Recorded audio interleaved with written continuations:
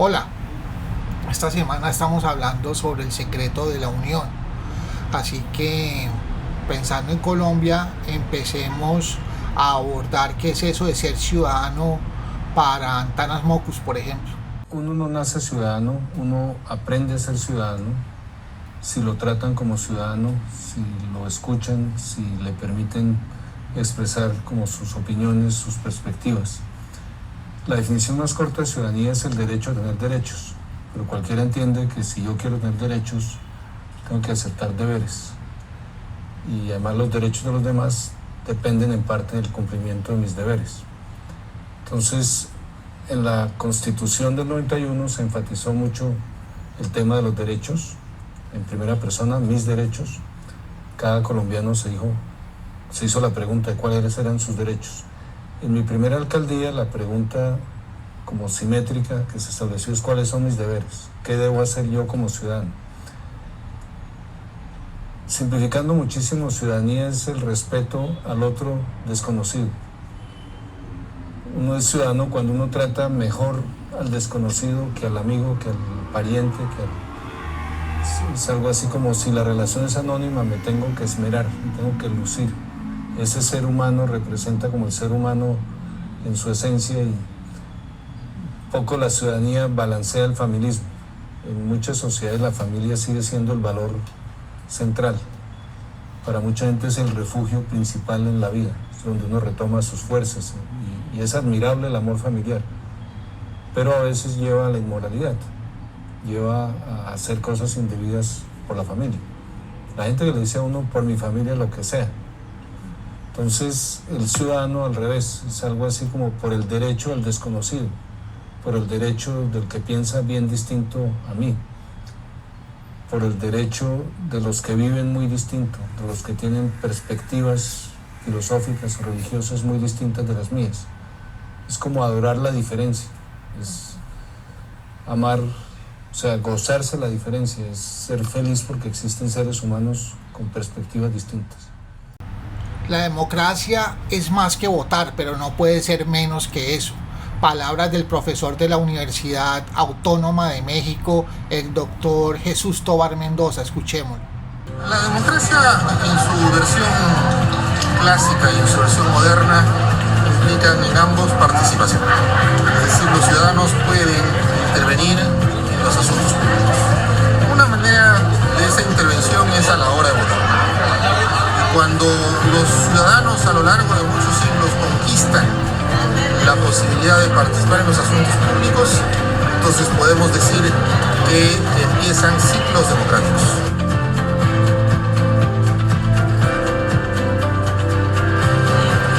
Entonces la esencia de una democracia, si es posible hablar de esencias, es votar.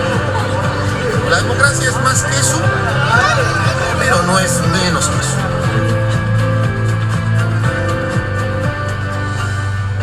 Si no hay votaciones, no hay democracia.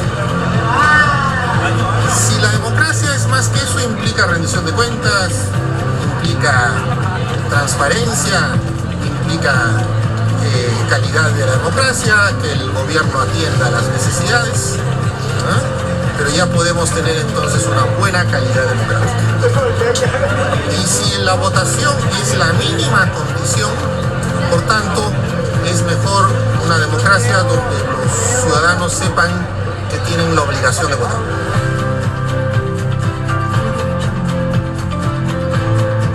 Esa obligación de votar puede ser legal o puede serlo personal.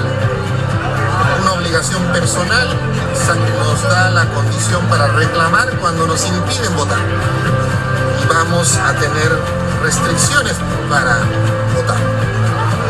Va a haber tentaciones autoritarias para excluirnos del voto. Entonces, votar es sinónimo importante, condición necesaria de la democracia. Luego podemos buscar las condiciones máximas, pero no empieza lo máximo si no tenemos lo mínimo. Miremos las economías ilegales y las razones por las cuales nos estamos matando en Colombia.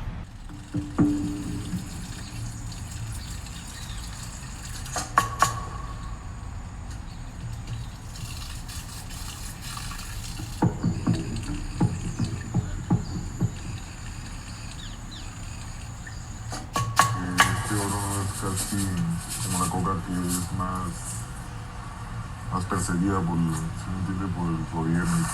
En cambio sale la plata más rápido, ¿sí me entiende?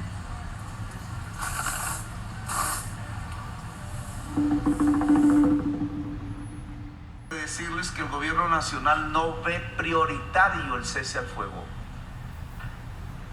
sino está precedido de una discusión sobre los planes de destrucción y reemplazo de las economías ilícitas. Las economías ilícitas son la cocaína, indudablemente, quizás la principal y aún la más poderosa, el oro, la extorsión y el secuestro. La delegación del ELN respondió al presidente en su cuenta de X. La principal economía ilegal en Colombia es la corrupción política, de la cual el actual gobierno no ha sido el del cambio. Aquí hay dos formas de trabajar, una por debajo de la mesa y la otra pagando la totalidad de los impuestos. Este importador le contó a Noticias 1 que los contrabandistas ingresan sin ningún problema su mercancía por el puerto de Buenaventura gracias a los contactos que tienen con funcionarios de la DIAN. Ellos cuadran todo precio y todo con los funcionarios de la DIAN para dejar entrar la mercancía al puerto. Y ellos, los de la DIAN, a su vez hacen el arreglo con la policía fiscal aduanera, pero únicamente con funcionarios de bajo rango. La deforestación sigue siendo la principal amenaza para los parques naturales, o sea, no se puede bajar la alerta. Sobre todo porque estos parques naturales son una gran reserva y una gran defensa frente a la pérdida de biodiversidad y del calentamiento global. Y suele ser que la deforestación se da para buscar espacios para ganadería y para siembra de cultivos ilegalizados. En general, en Colombia, durante las últimas 2 décadas se han deforestado 3 millones de hectáreas. Mensaje del expresidente uruguayo Pepe Mujica para todos los colombianos. Colombia,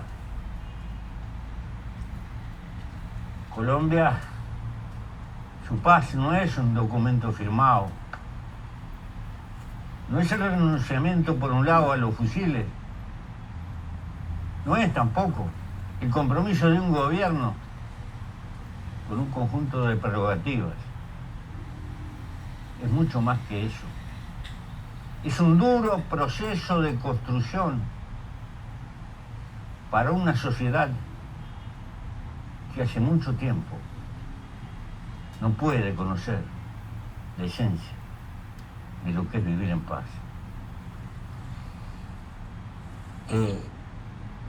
Esto implica un largo esfuerzo de construcción.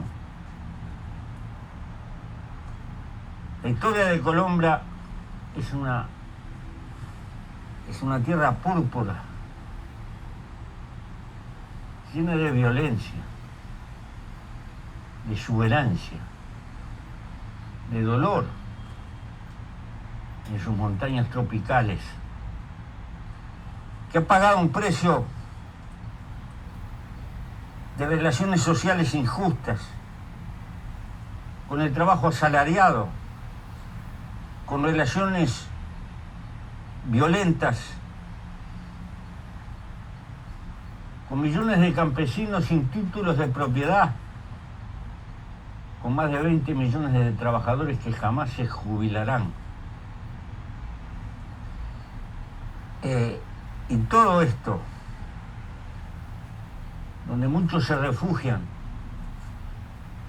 en el medio de la selva, en los cultivos de coca, porque no hay alternativa, no hay camino, no hay mercado. Y sobre todo, en inmensos territorios no existe el brazo del Estado, no llega. Este es el precio que ha pagado un fenomenal presupuesto militar que ha absorbido varios puntos del PBI, tanto como un plan Marshall, y que quitó los recursos para mitigar la pobreza y el reparto social, y que hoy está presente, y que además de todo esto, se han creado núcleos de gente que aprendió a medrar con la guerra, y a vivir de la guerra. Por el largo proceso, a pesar del acuerdo, hay una enorme resistencia política de gente que dicen querer la paz, pero por miedo, por prejuicio, por dolor. Dudan, no quieren esta paz. Y entonces, no es tarea fácil construir una conciencia de paz. La relación de la paz y la justicia social para el excomandante del M-19, Jaime Bateman Cayón. ¿La paz es que se acaben los combates guerrilleros? ¿O la paz es que dejen de morirse 400 niños al día? ¿Qué es la paz? La paz es que sigan deambulando por las capitales del país 2 millones de personas, 2 millones de personas, hambrientas, desesperadas. La paz es que se les que la gente tenga que hacer ranchos como los que se hacen en las grandes ciudades de Colombia. La paz es que el 70% de la población colombiana siga desnutrida. ¿Esa es la paz? ¿O la paz es darle la seguridad y tranquilidad a 5 o 6 mil guerrilleros? No, la paz pasa por la justicia social. Por ahí es donde pasa la paz. El Estado colombiano para Jaime Garzón.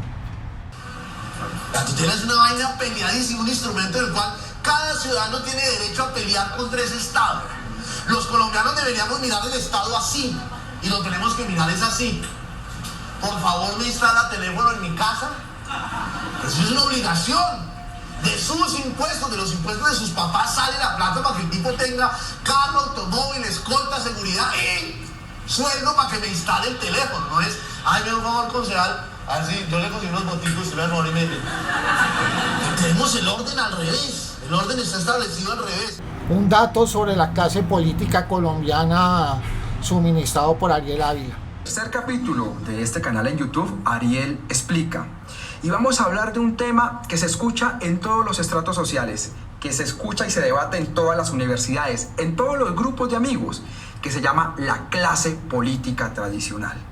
Les voy a dar solo un dato. Colombia, un país de 46 millones de habitantes, ha sido administrado en los últimos 60 años por 54 familias. Eso está bien en un país como el Principado de Mónaco, que son 100.000 personas. Pero en Colombia, a pesar de ser tan grande, son 54 familias las que siempre se han atornillado al poder. El modelo de sociedad de Colombia y cómo somos los colombianos, otra vez por Jaime Garzón. Por favor, los colombianos tenemos varias costumbres muy extrañas, por cierto. Bueno, vamos a decir colombianos al grupo heterogéneo de personas que habitan el territorio llamado Colombia. Porque resulta que en Colombia no hay colombianos. Vean, los ricos se creen ingleses, la clase media se cree gringa, los intelectuales se creen franceses y los pobres se creen mexicanos. Es un edificio estrato 6 y esto un edificio estrato 1. ¿Qué es un estrato social? ¿Qué es un estrato social? Una escala a la desigualdad. Es una clasificación socioeconómica. Es una vestimenta. Clasificas a una persona cómo vive, cómo piensa. El rango de las cuellos. El estrato significa como tal la sociedad en la que estamos. La palabra estrato realmente proviene de la India. Por último, miremos por qué la unión hace la fuerza y por qué el secreto de la unión debería ser la obsesión de todos nosotros los colombianos.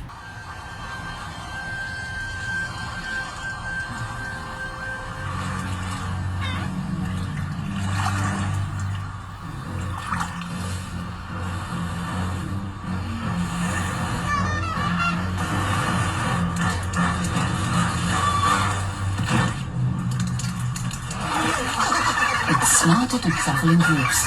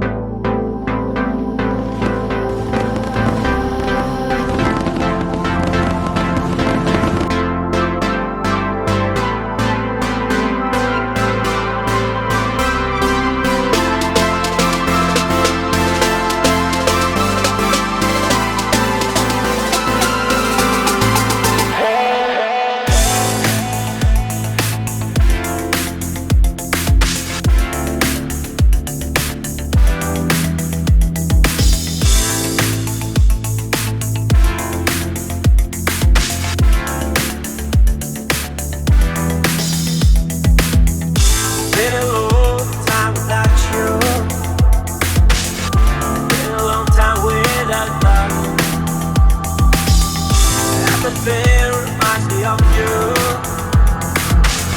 but everything is not enough. Really house by the ocean, among all those white hot sands, where every sunrise is just for you. So come along and take my hand.